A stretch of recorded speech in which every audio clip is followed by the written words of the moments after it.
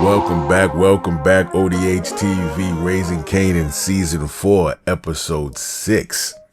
Just got finished watching the episode. I gotta give my first impressions of this thing here. This is not gonna be a full recap. I just want to talk about Kanan and Jukebox and how far left they went this episode. Definitely an enjoyable episode. I knew Jukebox was gonna be off her meds in this one. I didn't know how far off her meds. So let's start this. So Kanan went back to his trap house to speak with OC to find out if they had any information on Famous. Tell him what you told me.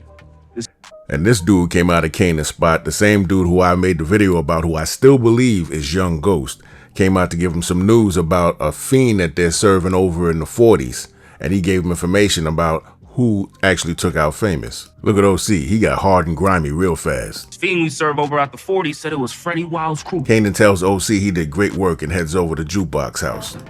You serious? When you said you put in the work? Hell yeah. Kanan is unhinged, by the way. You hear his voice? You serious? When you said you put in the work? Anyway, Jukebox gets her father Marvin's gun that he put under a different cushion to try to hide it from her. This dude's brain doesn't work properly. I'll explain all that in my next video when I do a recap of this episode. So when they get to the park, they see Freddy's crew. Kanan says there's 4 of them and 2 of us, and they're most likely strapped. Jukebox doesn't give a fuck and comes up with the plan to do the ambush. See how Jukebox is blurry right here? As she comes into focus, she starts to lay out the plan.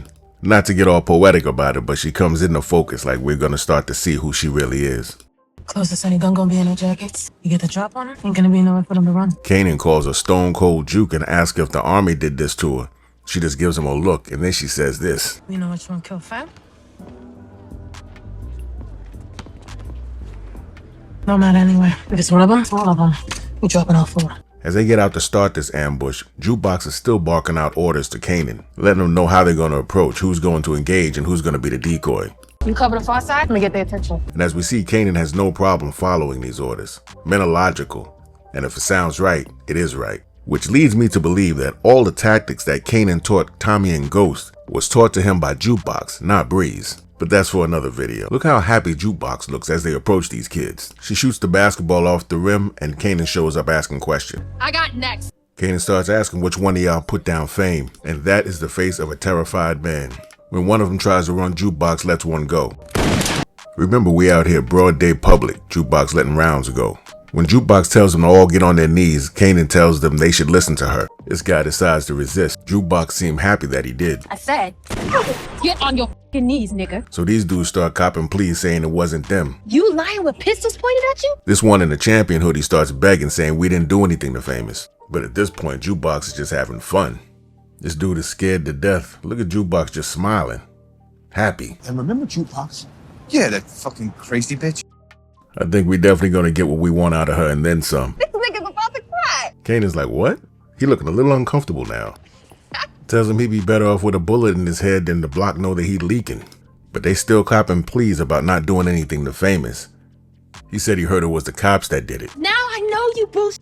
He said Famous was telling him about dirty cops that he knew about, and he heard it in a barbershop. Who told you that? I think they're starting to believe it now. Surely they're thinking about Detective Howard. Maybe he ain't lying, so. You can hear the police sirens closing in. Jukebox does not care. She really don't want to leave without a body. Fuck it. They gotta go. They had to hire this dude because of his face. He looked like he could say anything with that face. He starts begging for his life, and Kanan's like, look, we gotta go. We gotta go. We done it. But she really don't want to go. Look at this. She needs medication. I don't even know if I should even speculate on who's going to be her next body. They gonna drop fast and hard. Kanan is looking at her like, what is up with my cousin? I'm sorry, but my man's face is killing me. It's like I can hear his voice with his facial expressions. But they finally dip out of the park just in time. Had to do a video on this scene. Craziest scene in the episode. Let me know what you guys thought about this scene in the comments. I'll be back in the next one.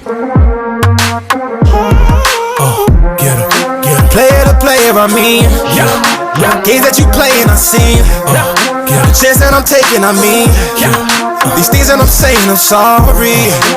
I don't even know what I really need. I don't even know if you're feeling me. I don't wanna be